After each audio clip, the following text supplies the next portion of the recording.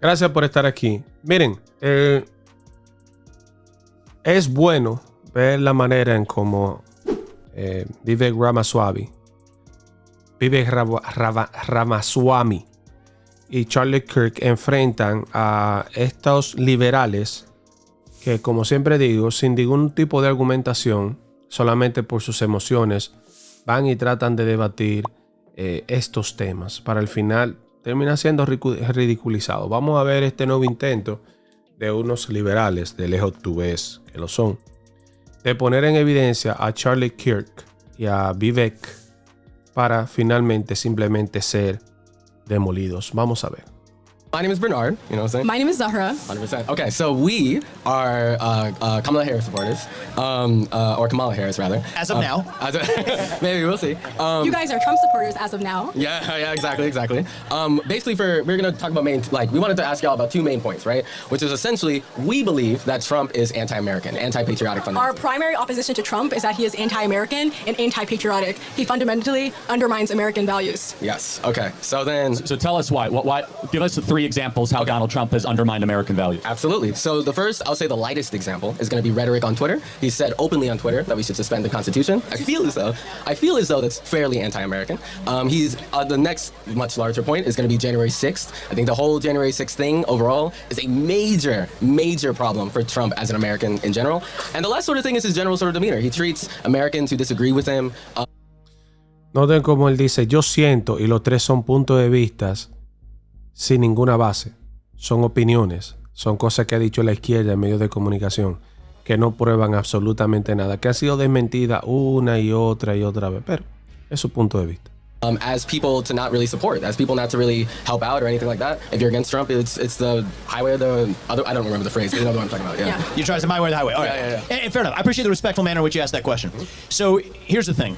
If you care about defensive democracy, here's what democracy is about to me. Okay. Is do you get to do what we just did, where you get to express yourself and your opinion freely, okay, as long as I do or Charlie do or what's your name? Zahra. Or Zahra does in return. That's American democracy. That's the whole ball game. If we lose that, we don't have a country. Okay. So here's what's happened under 4 years of Joe Biden. Okay, we have seen the censorship of Donald Trump at the instruction of government agencies. We've seen a lot of people in this country who have been held without going through due process for expressing themselves in the open. We've seen social media companies on the eve of the last election. There was the Hunter Biden laptop story. A lot of people said that if they had seen that story, they would have voted differently. If you wanted to send that on a direct message on Twitter or on Facebook, they suppressed you from doing it. That's not democracy. That's the stuff of banana republics. That's the stuff of third world nations. And so my view is you don't have to agree with 100% of what Donald Trump says to vote for him, and you don't have to agree with 100% of what Kamala Harris says to vote for her too. I'll apply the same standard. But what we want in this country is the basic rules of the road where if you have an opinion, you get to express it without the government censoring you along the way. So when you think about what's anti-American, there's nothing more anti-American than censorship. And if you look at which person was more responsible for censorship, was it Biden-Harris or was it the Donald Trump administration? It's not even close, and that's why I'd encourage you to change your mind. Okay. I do want to ask though. You say you're supporting Kamala Harris. Can you either of you tell me what you think her greatest accomplishment is? Yeah. So I mean, there's a few.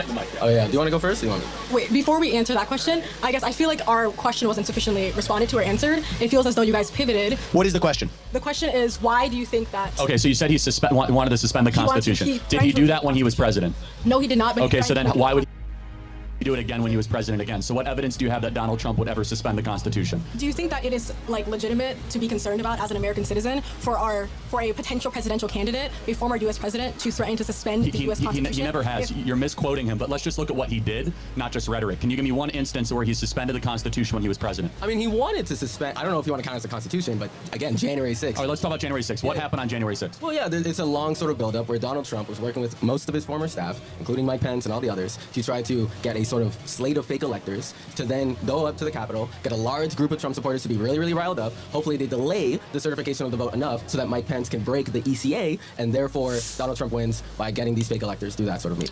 Yeah, or what happened, there was a big rally and he said to peacefully and patriotically march to the Capitol, which you believe in, right? To be able to have freedom of speech. I mean, yeah. And the only person to die on January 6th was a Trump supporter killed by one of Nancy Pelosi's bodyguards. So I just want to be clear. Because she was breaking into the Capitol. Oh, so you should Ashley Babbitt should be killed? Wow, okay, that's a new one. Well, she was. I just want to be clear. we're not Charlie, defending. do you not believe in stand your ground? Do you not believe that someone's intruding on property of which they should not have been intruding? Well, hold on, but Ashley Babbitt was unarmed. Isn't the whole kind of shtick of the American left like don't shoot unarmed people? If I break into your house and I was unarmed, but I was breaking into your house. Was George Floyd, was that a rightful death? No, but he probably wasn't breaking into the cop's house. That's Well, probably he was under 8. He was submitted. He was submitted by. Well, so was Ashley Abbott actually.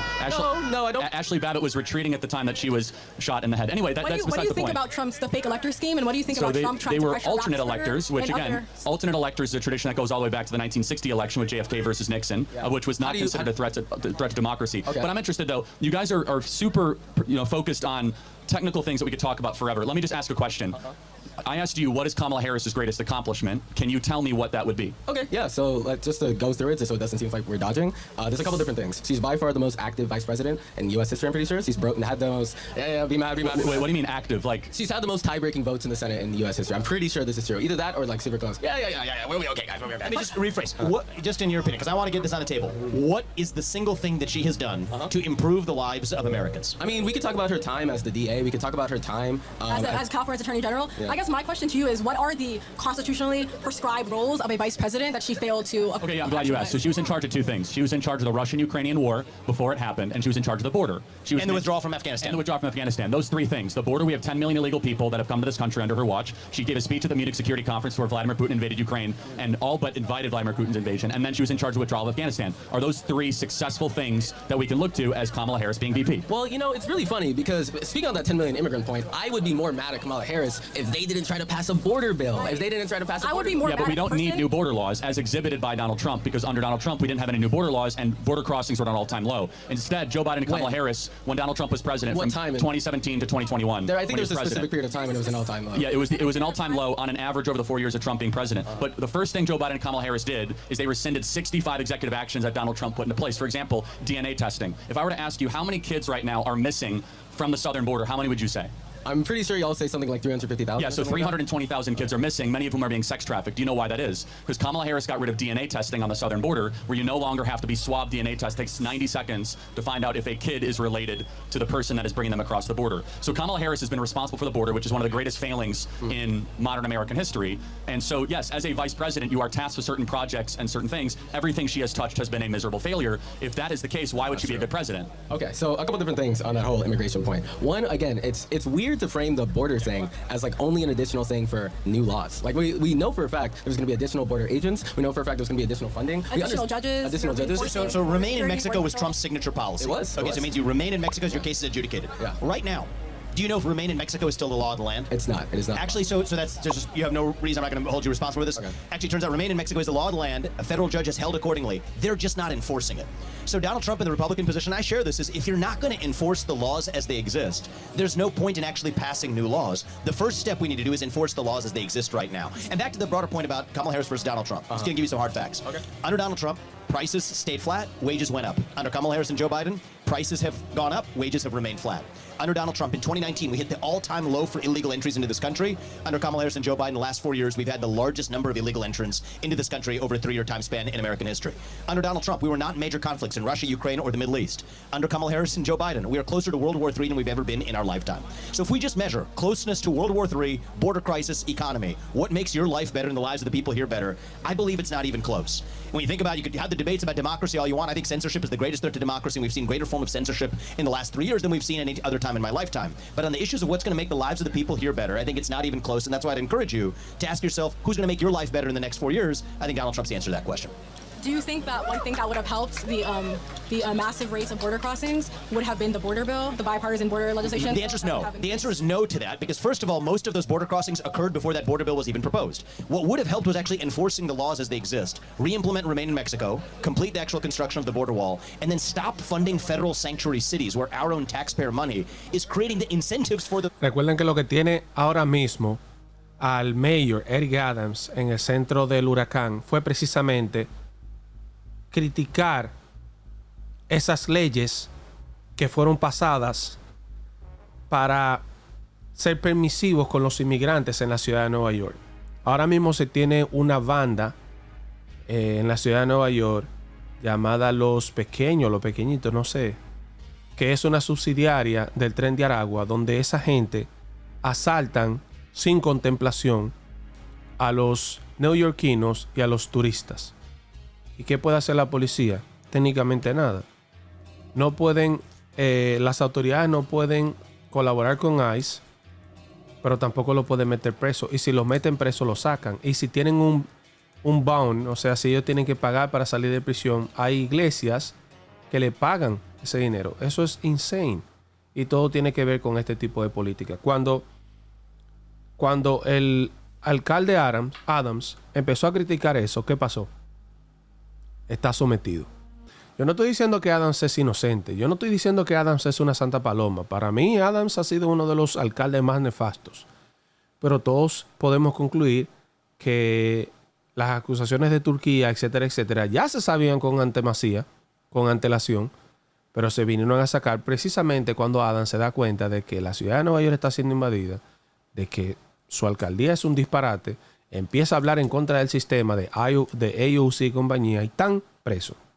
Eso pasa cuando tú vas y te das cuenta que se están haciendo las cosas mal. Illegal migrants to cross. That didn't happen under Trump. It's happening under Biden. I don't mean to interrupt, but super quick. The border bill would have said it was permissible to have 5,000 people crossing the border a day. It's correct. It's in the language of the bill. It was saying 5,000 people at the point at which 5,000 Yeah, so people crossed, they would have shut down the border. Right, so if it's 4,999, you don't shut down the border? That's pretty insane, right? Also, wait, but also very, very quickly. How about this? You should shut down the border with one person crossing the southern border. Also, what do you, wait, just to be very, very clear, when we say, all right, buddy. When we say crossing, right, we understand that most of the immigration that's coming in right now is not just randomly borders crossing people. It's usually asylum seekers, right? Well, no, it's actually cartel-smuggled, cartel-sponsored, fraudulent asylum claims. I encourage you to go down to Tú no puedes determinar. Si tú tienes un descontrol en la frontera, que la gente está pasando discriminadamente, tú no sabes cuando es una persona que realmente está buscando asilo y cuando es un vándalo. No hay forma de determinarlo. Hay un proceso para eso. Y ese es precisamente el proceso que ha sido violado. Yo no estoy, vuelvo y repito, como un inmigrante, yo no estoy en contra de que mi gente emigre a los Estados Unidos. Yo creo que este país es un país fundado por inmigrantes. Los inmigrantes hacemos grande este país, conjuntamente con la gente que ya nace en este país. Lo único que yo pido como inmigrante, como dominicano, es que haya un orden. Porque yo no quiero ahora encontrarme en la situación de que la razón por la que yo salí corriendo de mi país, República Dominicana, que es el sicariato, el desorden, el robo, menciónalo, ahora vivirlo aquí también. Pero esa fue la primera razón por la que me fui de mi país. Y vine a esta gran nación. Y me encuentro de que ahora quieren implementar esto aquí también. No tiene sentido. border and seat yourself. The cartel will take someone from any, what Pakistan, India, 135 countries. They'll quote unquote claim asylum after they pay the cartel $10,000. 90% of all people that cross the border are pseudo slaves by the cartels, basically. So you think 9 million of the undocumented, like the immigrants that have come in, are all illegal? No, they're all illegal because we know it to be true. It's not the question.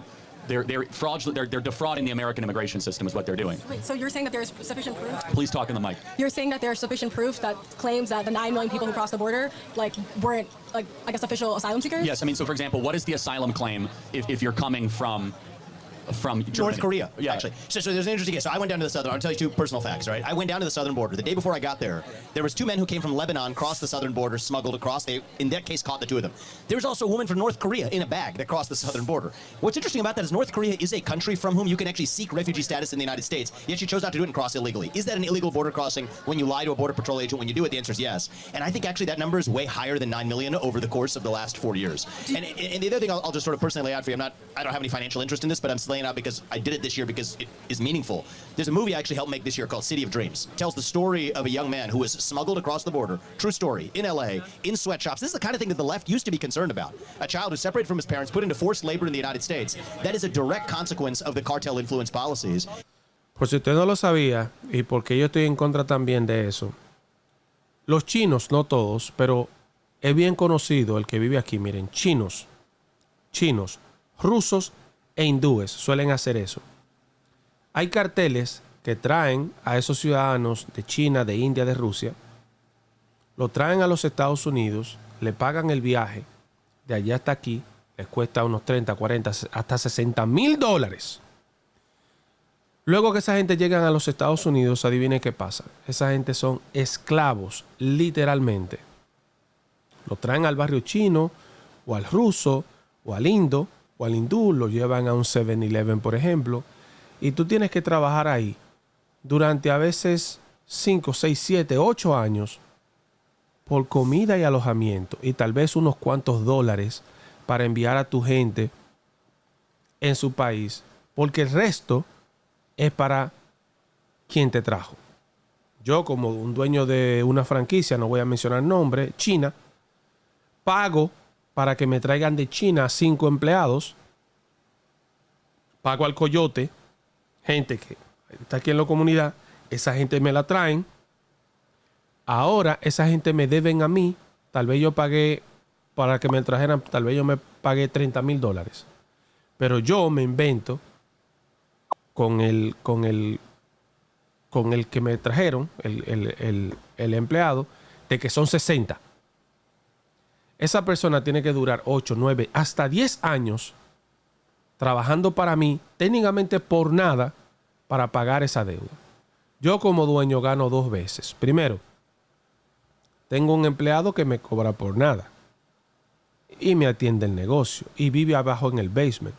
Yo, Levi, ¿por qué tú dices eso? ¿Por qué una persona se sometería a eso? Bueno, porque por ejemplo en China, partes de China, $1 equivale, en partes de India también y en partes de África, $1 equivale el salario a veces de una semana completa de alguien. $1. Hay gente, yo he visto documentales de gente que da su testimonio. Hay gente que con $5 puede mantener media villa en sus países. Entonces, a veces pensamos que gente como yo estoy en contra de la inmigración ilegal. Es precisamente por esas cosas. Para que esa gente no pase por esa situación. Sin mencionar los niños que son sometidos a tráfico para luego utilizarlo sexualmente. Mire el caso de Abercrombie & Fitch, que vamos a hablar de ese caso aquí. Mire los free cups de Diddy, que vamos a hablar de eso aquí. Por eso yo estoy en contra de la inmigración discriminada, por el tráfico. Ese es uno de los temas. There are probably upwards of at least somewhere between 10 and 30 million people in the United States of America right now illegally. And your first act of entering this country, if it breaks the law, that's unconstitutional, that's unlawful. And the number one thing that our immigration system rewards right now isn't how smart you are, isn't how hard you're going to work. It's whether you're willing to lie to the U.S. government. If you say under asylum laws, what it says is if I'm under threat of bodily harm right now for my race or my religion or factors like that, you have to have documented proof. So if you say I don't have that proof and I'm not really under threat for bodily harm, I don't want to lie, you don't get in. But if you're willing to lie, you check that box on the CBP One app or otherwise, you get in. So right now, our immigration system literally selects for the people who are most willing to lie to the U.S. government to get in. And that's why it's no surprise that the people whose first act of entering the country breaks the law often continue to break the law while they're already here. I don't think that's racist or xenophobic. I think it's a fact based on who we're actually selecting to come into the country. Do you think that allowing for thousands of more Border Patrol agents and more judges to properly assess and legitimize the validity of these asylum and otherwise claims would possibly reduce that number and help the It would reduce that number if the ones who are already there were allowed to do their jobs. But right now, the ones who are there are actually not allowed to do their jobs because remain in Mexico, though it's technically the law of the land. Homeland Security has been instructed not to enforce it. That's unlawful. And by the way, I would call that, back to our first discussion, I would call that a threat to our democracy. When we have democratically passed laws, but where the administrators of that law say we're not going to actually follow that law, that I actually consider to be the greatest threat to democracy of all. And just the last point is that the people in this audience, which is a very diverse audience, specifically black Americans, should be incensed that they're being replaced by foreigners. And something that has always been kind of a mantra of the Democrat Party is that we have and I can resonate with this partially, is that we have an obligation to American citizens, specifically black Americans. And black Americans are now being put aside so that a bunch of foreigners can come undercut wages and fill your cities. In fact, we see this in Chicago, New York. So I don't expect you guys to put on the MAGA hat right now, but I want to plant a seed for you guys that the black community, which you obviously both care a lot about, is actually not being prioritized. Instead, people from the third world are coming in and black America is getting put last, which seems to be a common theme over the last 60 years when Democrats are in control. Well, okay. I guess final point. Thank you guys so much. Thank you. I appreciate it. Thank you, guys. Bueno, es importante, señores, es importante que veamos estos documentales porque lamentablemente a nosotros nos quieren utilizar como conejillo de indias y que fulano es esto, que lo otro, que vote por él. Estos son hechos, son datos. Yo me opongo a la inmigración ilegal por eso mismo que le acabo de explicar, pero lo importante aquí es lo que usted tiene que decir. Déjeme saber su opinión en comentarios. Hola, mi nombre es John Levy, analista político y comunicador. Muchísimas gracias por llegar al final de este contenido. Recuerda suscribirte, comentar y compartir y sobre todo activar la campanita de notificaciones para que te llegue cada vez que subimos un video. Leemos todos los comentarios y sobre todo recuerda ampliar estas y otras informaciones en mi página web johnlevy.com, las noticias como son. Buenos días, buenas tardes, buenas noches, donde quiera que esté. Un abrazo grande y hasta pronto.